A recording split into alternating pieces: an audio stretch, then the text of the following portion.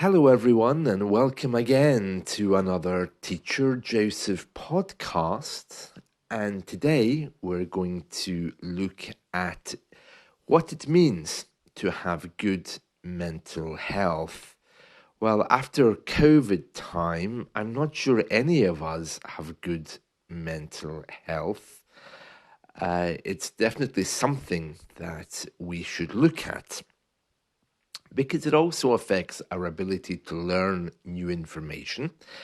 And of course, it affects our mood.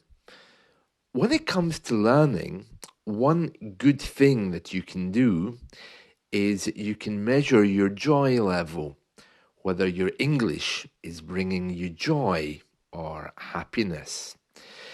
If when you see the English book you think, oh no, I really don't want to do this today, that's fine. We all have days like that. You get home from work, you stare at the English book stares at you, and you both feel uncomfortable, and you think, oh no. I can fully understand.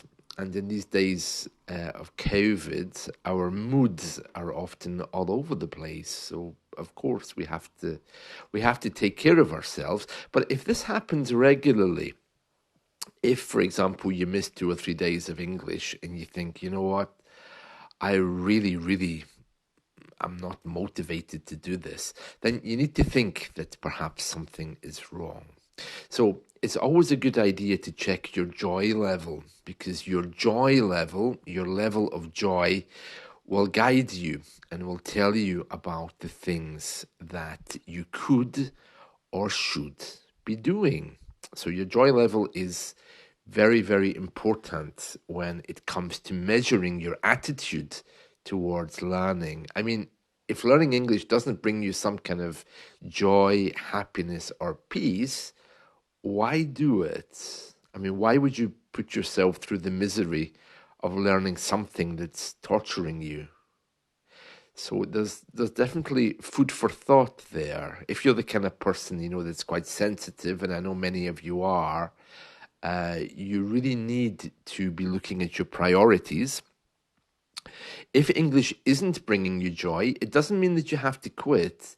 It just means that you have to reframe, rediscover the joy of English, what brought you to the table of learning in the first place. It's a little bit like a marriage, and falling in love all over again, as some people think they can do. So that's something to think about. With regards to other things that you could be doing, well, of course, it's very important to think about rest and sleep.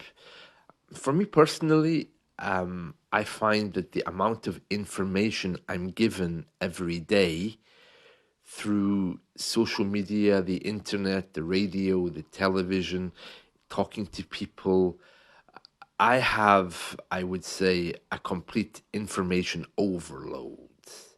So that's what I've discovered, that I need to step back and switch off a little bit some of the noises around me. And for the last 2 weeks, I've been trying that, just to see what it's like. And it's been a wonderful joy to rediscover silence again. I remember when I was a child, we didn't have the internet, and we had very specific radio programs at different times. So when you went to bed, there were no devices bleeping or things playing in your ear, because we didn't really have portable devices either. One thing I remember my parents used to listen to was Night Sounds with Bill Pierce. After a day on italki, when I talk too much, I begin to sound a bit like Bill Pierce. Welcome to Night Sounds, taking you into a deeper sleep. Oh, Night Sounds was was very popular. I think it's still around. Basically, it was a man who was on the radio helping you to fall asleep.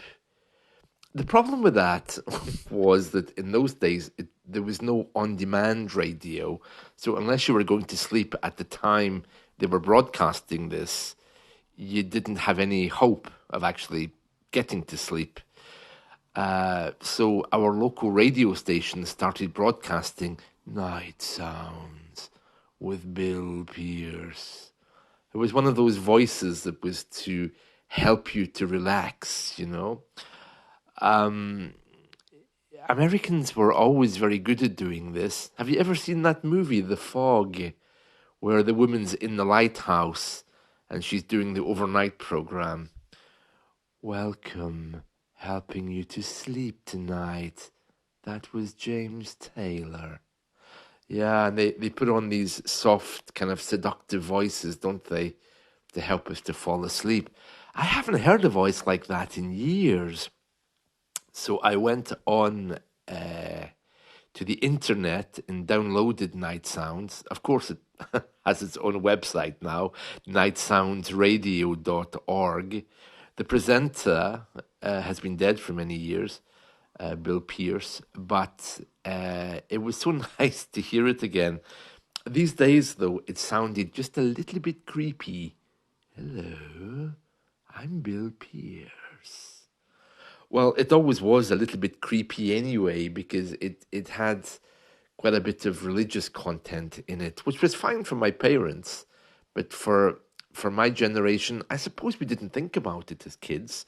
But hearing it now, I'm thinking, oh, is this really the kind of thing that I want to fall asleep to?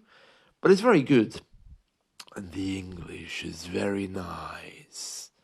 Bill Pierce. He was a saxophonist, as far as I know. He used to play the saxophone, and he had a lovely voice. But we don't get things like that anymore.